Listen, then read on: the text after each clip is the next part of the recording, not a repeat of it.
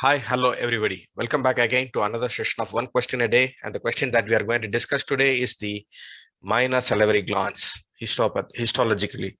Based on the size of the salivary glands, they are classified as the major and minor. The major salivary glands are the parotid, submandibular, and sublingual.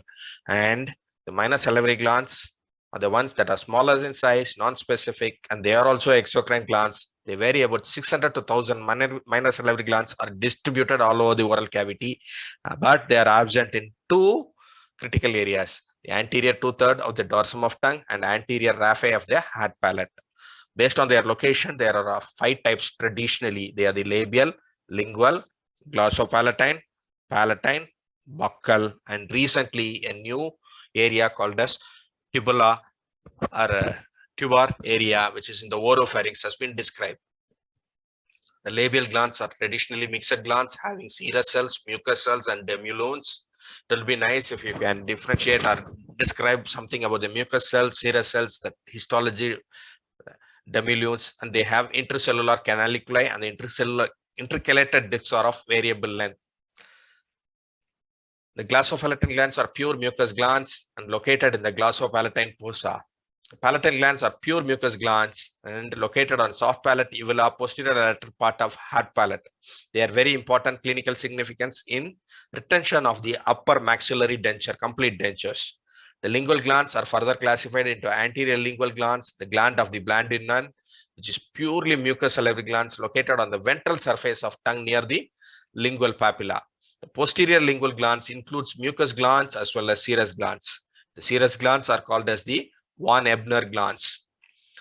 Okay, they are located in between the muscles of the tongues associated with and their the circumvallate papilla, nearer closer to the trough of the circumvallate papilla, and they open into the circumvallate papilla trough to pour their secretions, mainly the lingual lipase, into them, and they are also having a role in the taste response.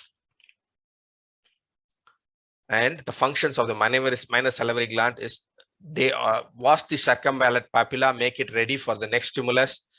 They have protective function. Minor salivary glands, peroxidase, lysozymes are secreted by minor salivary glands. Their digestive function include secretion of lingual lipase, particularly by the glands of Von Ebner, which reduces the pH and hydrolyzes the fat. The clinical significance: minor salivary glands are notorious to cause tumors or site of tumor formation in salivary glands, which enlarges in mass, affects the minor salivary glands, oral cavity mucosal space, and even may threaten the life.